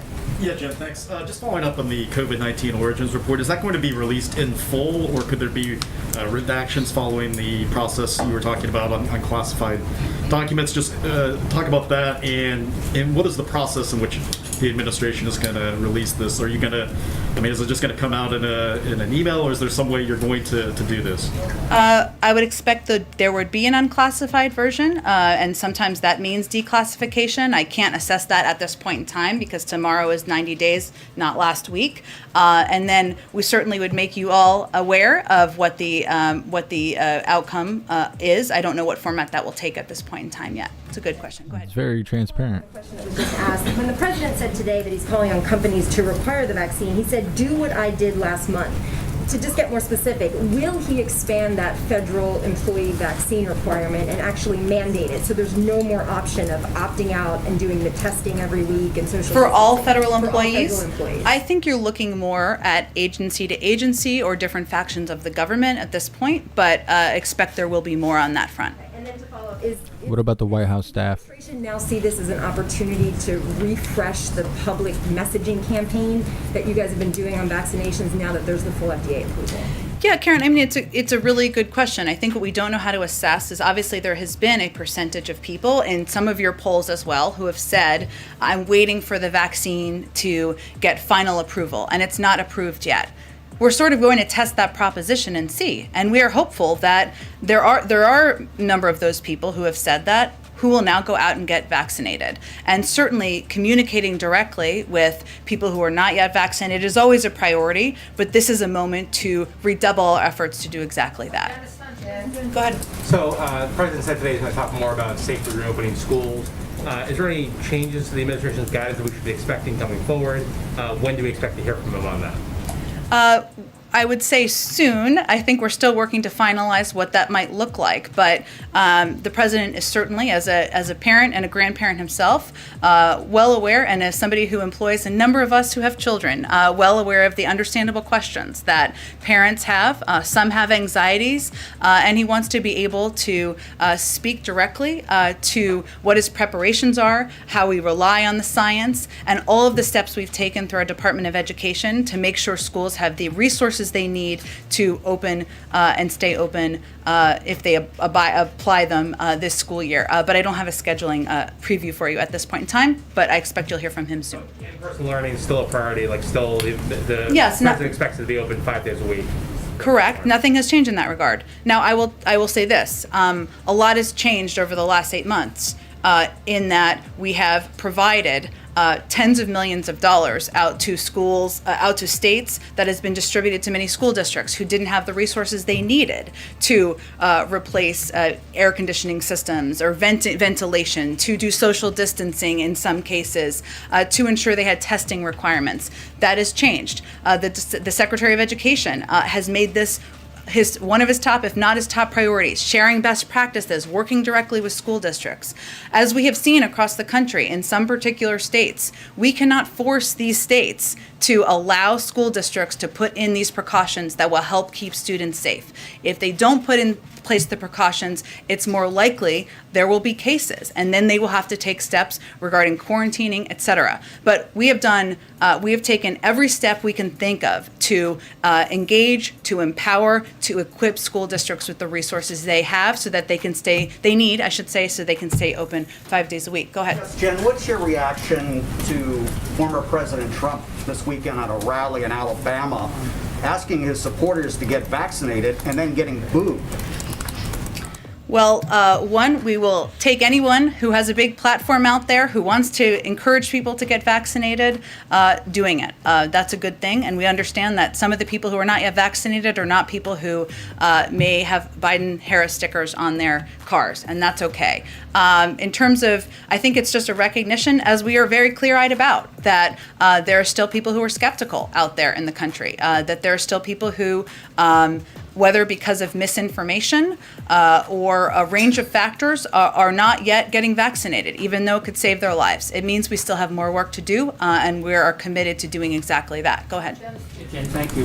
At the risk of this being a yes or no answer, is the president concerned about being put on the spot with these pledges to get Americans out of Afghanistan by the 31st? All those who want to get out of Afghanistan. Is he concerned about being put on the spot with this? By whom? By just the general public opinion or whatever, with these pledges from him, from Jake and others. Doesn't it put the president on the spot a little bit? The president believes it's the responsibility of any president and the United States to convey to any American that if they want to come home, we're going to find a way to bring you home. And that commitment does not end on the 31st. But he is absolutely focused every single day, and I've been in a lot of these meetings, on ensuring we are expediting our processing, we are thinking creatively, we are adjusting operations as needed to get more Americans to the airport and out of Kabul. Go ahead. I'll go to you next. So let me go to Andrew, and then I'll go to you next, okay? Thank you. Thanks, Jen. Jake mentioned that the U.S. would try to extract Americans who are outside of Kabul and other parts of the country. Does that apply also to Afghan SIV applicants who are also in that same situation, trapped in rural areas, and they can't make their way to Kabul because the Taliban is controlling the roads? I don't have anything operational I can preview for you on that front. I can tell you that our commitment to our Afghan partners has not wavered, and we are going to do everything we can to contact them directly, which is exactly what we're also doing, to figure out the best way for them to safely get to the airport. But I don't have anything more operationally to preview for you. Last time you briefed, you were asked about the number of SIV-approved Afghans who chose to stay in the country before the latest sort of chaos that we've seen. You said you might get back to us with an overall figure. Have you been able to dig that up? It's really a number, and I understand that your question. It's really a number the State Department has, and it is not. Okay, it's not a program that we administer from here. I'm happy to follow up on that, as well as Nancy's question and Kelly's question about the numbers. The president has said it publicly. Why can't you come up with a number if you're going to say it? Again, it's a program that's administered by the State Department, and the details of that are something that's under their purview. Go ahead. Thank you, Jen. First of all, it was a nice discussion. Actually, not nice, very tragic. I'm from Afghanistan. Everybody know. I don't have anything to say. Everybody know that. Thousands of people, 14,000 people around of the airport, outside the airport. No food, no shelter. I know. Every single time I get like 20, 30 phone call, contact, everybody's crying, especially women, men. I know it's difficult for the United States too. Just as a woman, as a kind woman, that Afghan people really trust you. They love you so much, and they have expectation that the United States never leave them alone. but it happened. It happened. Just what's your message? Do you have any message, positive message? Because women under a lot of emotionally bad situations like that. Just I need your message to them. First, let me say that watching these scenes is incredibly heartbreaking and tragic. And, I have been to Afghanistan a number of times, and I've met a lot of these women you're talking about. The president has been there a number of times, has met these incredibly brave and courageous women.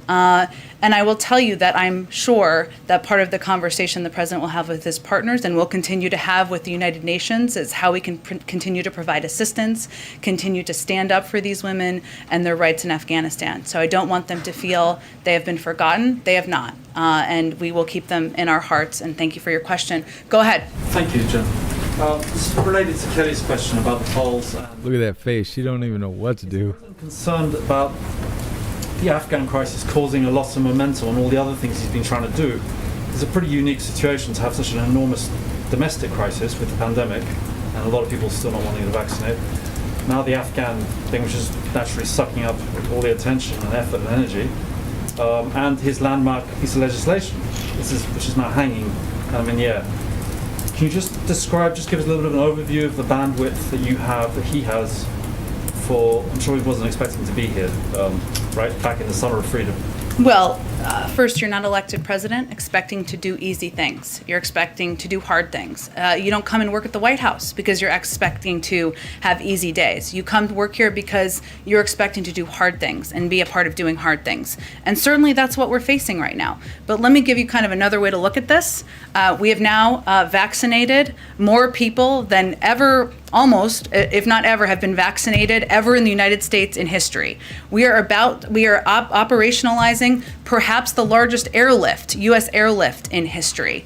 We are working toward getting 2 major pieces of legislation through Congress, through the House of Representatives, and then hopefully, and then the president will look forward to signing each into law that will change millions of people's lives across this country, fundamentally address the climate crisis, and invest in industries to make us more competitive for our future. So yes, I know we see polls. Many of your organizations have seen polls, but we also came here to do hard things, and I would say those are a couple of things that we're proud to be a part of. Go ahead.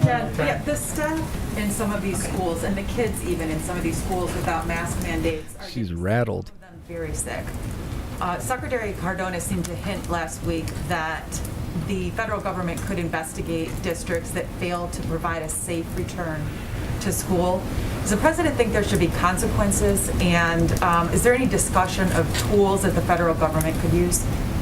Well, thank you for your question. As a mother myself, as I know I've noted many times, but it would be incredibly scary to me as my daughter is preparing to go to kindergarten next week if there were not masks in elementary school. And I know a lot of parents in Florida, Texas, and other states around the country are confronting that. And some kids are getting sick.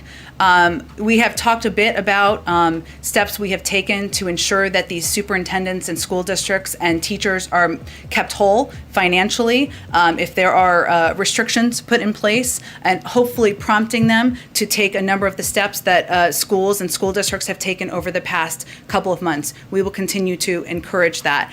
In terms of consequences, I don't think I have anything to preview for you on that front. Thank you, everyone. I'm so sorry I got to run. We'll see you tomorrow. Don't trip and fall, bitch.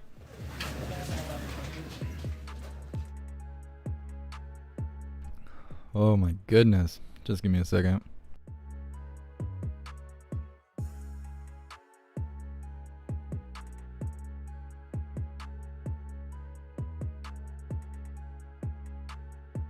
Good Lord, right after Peter spoke, she was rattled until the end. Have you ever seen elected officials run away like that? Her and Biden, I think they're timing each other who can get the hell out of the room faster. What an idiot. What an idiot. Oh, I'd be very upset if my kid went to kindergarten and they weren't wearing masks. Well, if you're scared, stay home then, sissy ass. We're Americans. We're not scared of shit. All right, so I got some questions here I wrote down that I wish somebody would have asked them. Oh, I guess I got an alarm going off in the background.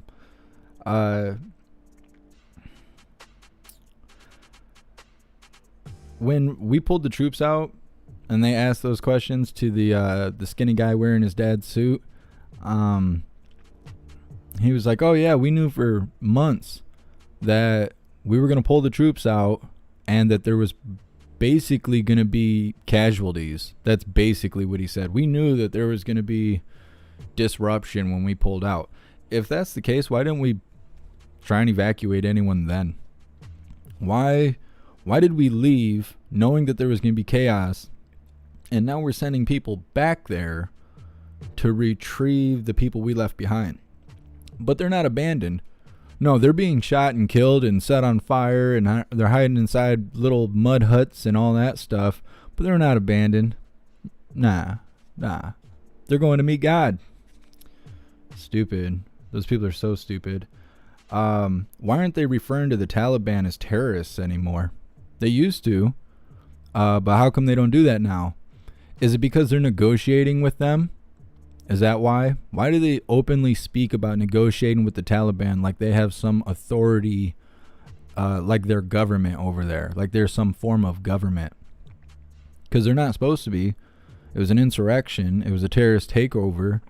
But now we're negotiating with them and asking them if we can get permission to go to an airport that was ours 2 weeks ago. That doesn't make any sense. That doesn't really make any sense. If we have been saving so many Americans, we're saving so many people, we're evacuating all these thousands of people from this airport that we've secured, and we have permission from terrorists to be there, why are none of these people being interviewed? How come now we're not seeing these people on the news? We see people from all ranges who are going through. How many times did we see Cubans being interviewed when they were being shot in the street for waving American flags saying they wanted freedom, which no one talks about anymore? We act like Cuba's just all better now. How many interviews did we see? People saying how bad it is there and how much they want to come here. And then all of a sudden the White House is like, no, you can't come here.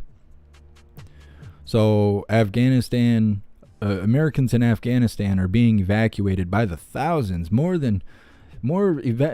people being evacuated than ever before. Well, no shit, you caused this. That's why. Same thing as more people are getting the jab than ever before. Yeah, because you caused this. People say the same thing about Biden creating jobs. Well, look at how many he costs.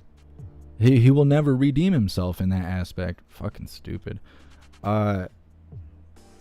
If that's the case, more people, more Americans are being evacuated than ever before, where are they? How long does it take to get here? We've been doing this for a week now or something like that. How long does it take to get here? How long is that plane ride? It takes about 2 weeks in the sky.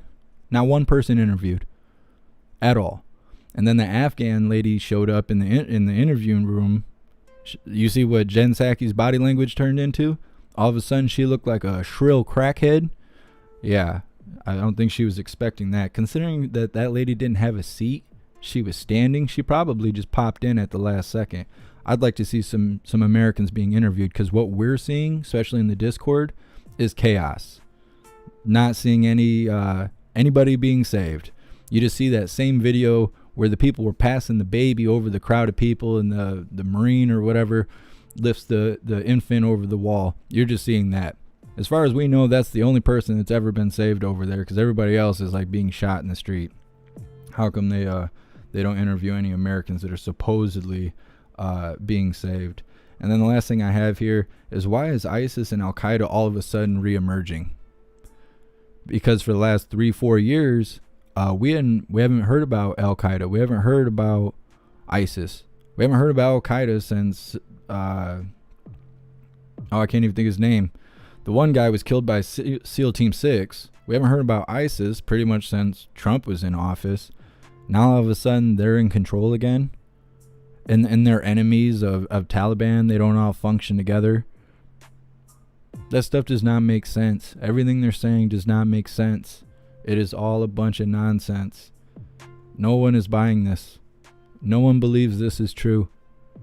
These guys are a bunch of idiots, and they think that we're a bunch of idiots.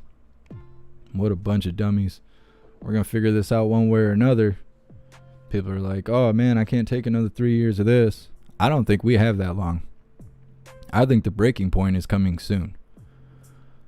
That's really all I can say about that. I don't think that this stuff is going to be tolerated much longer.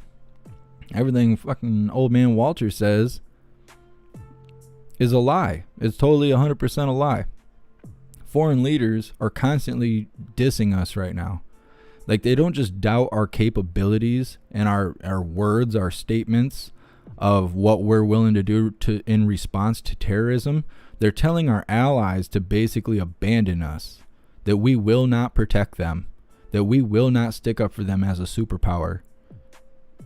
This is bullshit. It is bullshit. People would see differently if Americans had the kind of resources that our government keeps away from us. There'd probably be Americans out there saving Cubans. There'd probably be Americans out there saving people in Afghanistan. Antifa wouldn't exist. ISIS wouldn't exist.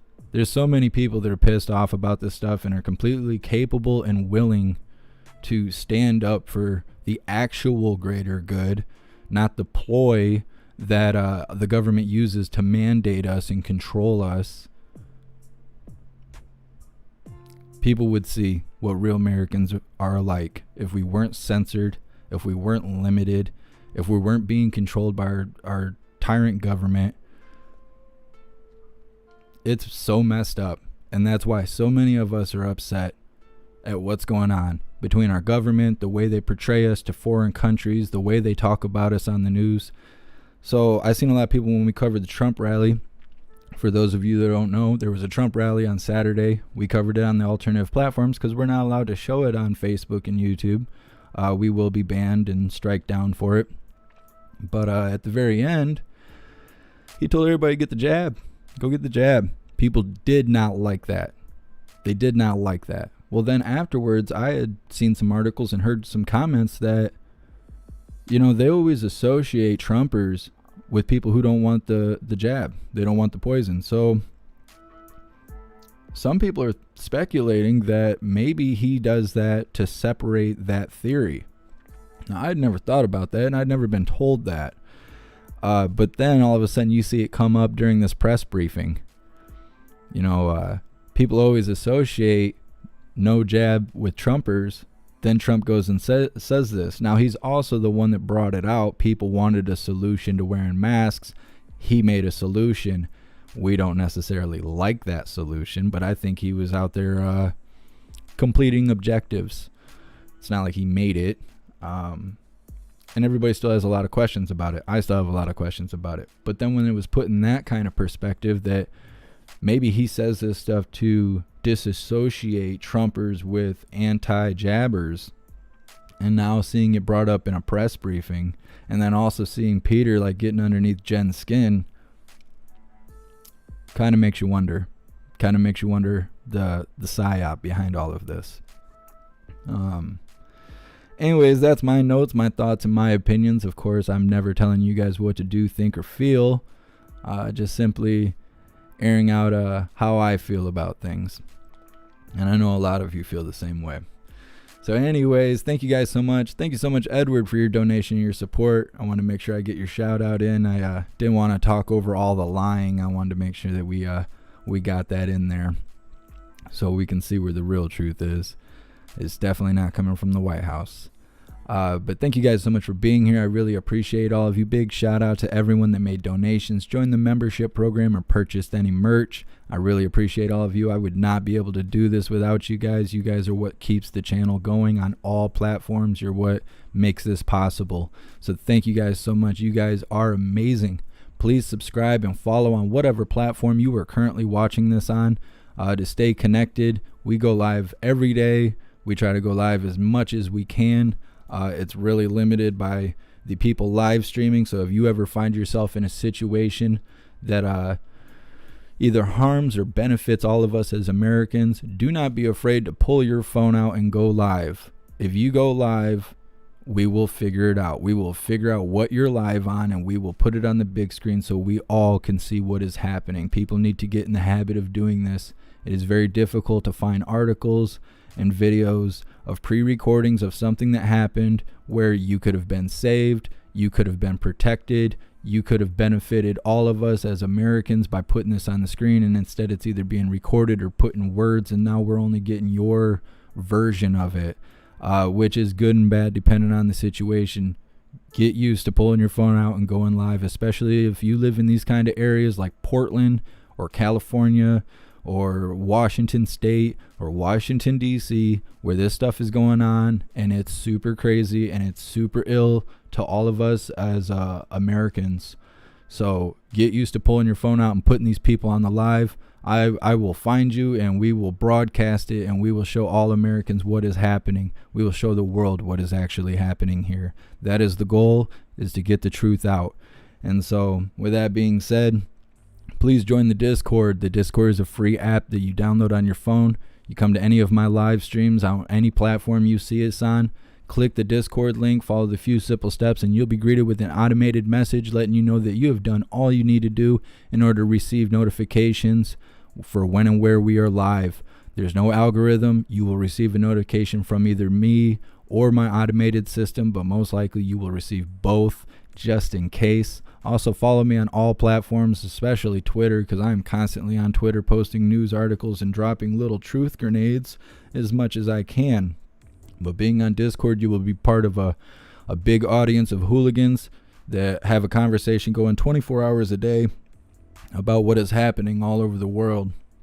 We try to keep a focus on things globally at this point, because countries that are smaller than us that may have already forfeited rights that we're not willing to forfeit, such as the 2A, we are seeing things happen at a very fast rate over there, and whatever's happening over there is potentially going to happen here. So we try to keep an eye on the whole world and find other people's truths as well. We also try to filter it. We're not watching a bunch of Q crap. We try to find the actual truth, and then we share it out. Almost every video that I come across or that is sent to me that is an actual truth video, I will obtain it from the link that it is preserved on and get the actual video and put it in the Discord for you to download, keep, and share. Because when you share links, although it is helpful initially, those videos, those articles, those images, they can be taken down, and sharing a link just simply isn't good enough. And so anything that is sent to me, I try to convert it over to the actual document itself in whatever media form it is in, and then I provide it to the Discord for all of us to share as if it was our own. They cannot take us all down. They will not be able to stop all of us. It is impossible for them to do that without shutting the internet off. So please join the Discord. It is worthwhile. And if you don't want to participate in the general chat, that is completely fine. Use it as a platform to receive notifications when these other platforms are constantly trying to censor us in very strategic ways, but they just can't do it because we're too damn clever. God bless everyone watching. God bless America. God bless the hooligans.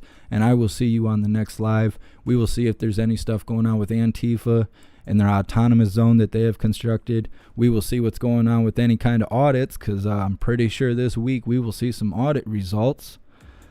So we will be getting into it.